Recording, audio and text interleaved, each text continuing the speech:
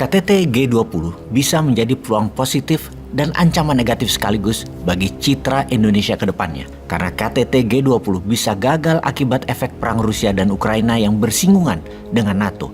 Namun, bisa jadi peluang yang luar biasa kalau kita bisa memanfaatkan, memberikan solusi deadlocknya, masalah dunia. Kita harus petakan sejak awal, apa masalah dunia, apa yang harus dikerjakan. Fakta pertama, perang di Ukraina membuat anggota G20 terpecah. Turki salah satunya yang menjadi perpanjangan tangan Rusia adalah anggota NATO. Ukraina adalah konfrontasi langsung antara Rusia dan NATO. Sementara Tiongkok terang-terangan mendukung Rusia, dan India adalah negara yang ambil keuntungan ekonomi dari murahnya harga BBM Rusia, berseberangan dengan sekutu dan NATO. Dalam kondisi seperti ini, seberapa besar kemungkinan mereka mau duduk berdampingan di dalam KTT G20 seolah-olah tidak ada apa-apa? Fakta kedua, sebagian anggota G20 adalah anggota NATO, ada 7 negara, dan sekutu dekat NATO, ada 3 negara, yaitu Jepang, Korea, dan Australia.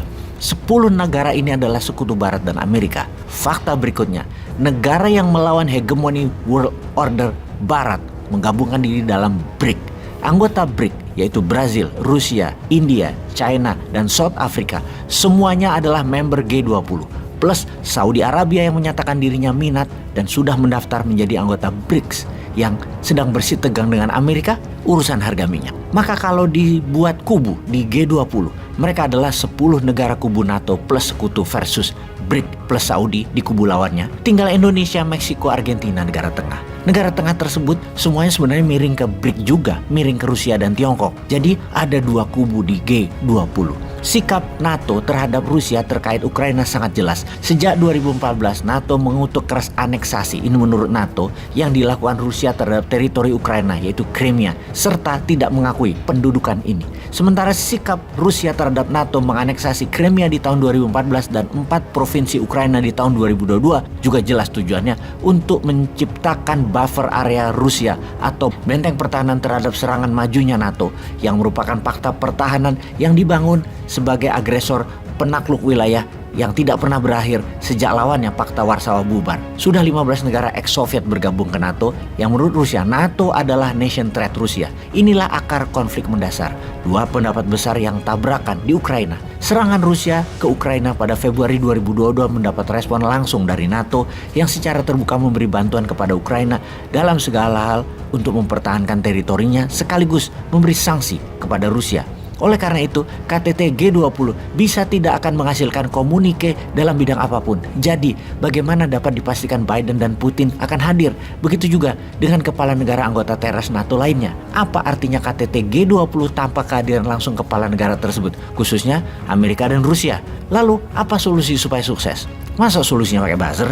Dicarikan sudut yang berhasil gitu diulang-ulang? Ya enggak lah. Sini, Newman bantu. Pertama, yakinkan semua kepala negara hadir dan keamanan nomor 1 melindungi pemimpin negara-negara G20 tersebut. Bisakah Putin diyakinkan akan keluar Rusia dan posisi di negaranya tidak dikudeta atau Indonesia tidak diserang dalam tanda petik?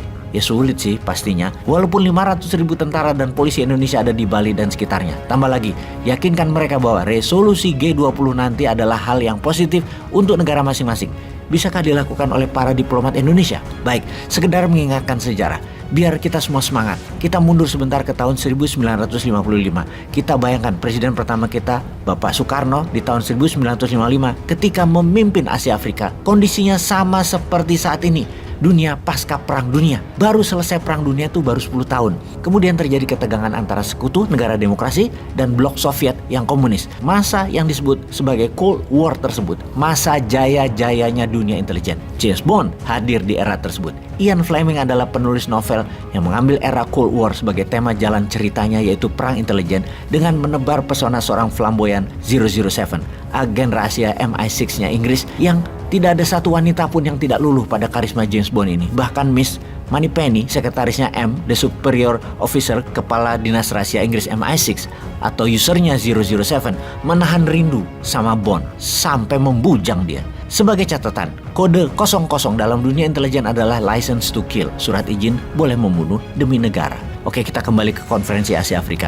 Sebanyak 29 negara yang mewakili lebih dari setengah total penduduk dunia pada saat itu mengirimkan wakilnya. Konferensi ini menyamakan pandang para negara peserta sebagai ketidakingin kekuatan Barat untuk mempengaruhi negara-negara Asia Afrika pada masa Perang Dingin, sehingga negara Asia Afrika ikut terganggu ego hegemoni Barat dan Timur. Konferensi Asia Afrika membangun hubungan yang damai dengan berbagai pihak dan tidak mau ikut Perang Timur Barat. Penentangan mereka terhadap kolonialisme, khususnya pengaruh Prancis di Afrika Utara dan kekuasaan kolonial Prancis di Aljazair misalnya, dan keinginan Indonesia untuk memperoleh hak mereka dalam pertentangan dengan Belanda, yaitu mengambil Papua Barat. Ini strategi Pak Karno yang jenius, jangka panjang, dan benar di tahun 1963 Papua kembali ke tanah air Indonesia. 10 poin hasil pertemuan itu kemudian tertuang dalam apa yang disebut Dasar-Sila Bandung, yang berisi tentang pernyataan mengenai dukungan pada kerukunan dan kerjasama dunia. Dasar-Sila Bandung ini memasukkan prinsip-prinsip piagam PBB. Konferensi ini juga akhirnya membawa kepada terbentuknya gerakan non-blok pada tahun 1961. Apa isi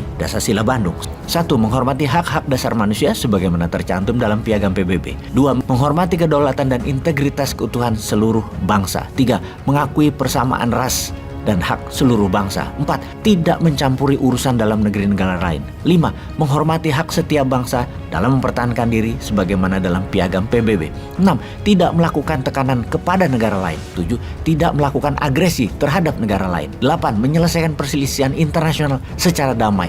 9. Memajukan kerjasama demi kepentingan bersama. 10. Menghormati hukum serta kewajiban internasional. Hasil konferensi Asia Afrika tersebut bisa dirasakan oleh dunia internasional dan ketegangan di dunia mulai berkurang. Sebagai contoh, Amerika Serikat mulai menghapus diskriminasi. Lalu negara-negara Asia Afrika yang belum merdeka semakin meningkatkan perjuangannya dan menjadi merdeka. Inti dari Dasar-Sila Bandung adalah kedaulatan negara masing-masing dihargai, hak asasi manusia negara masing-masing dihargai, menutup semua fakta aliansi pertahanan. Semoga G20 nanti oleh Indonesia bisa menghasilkan resolusi tingkat dunia. Kita nantikan masterpiece-nya ya bos.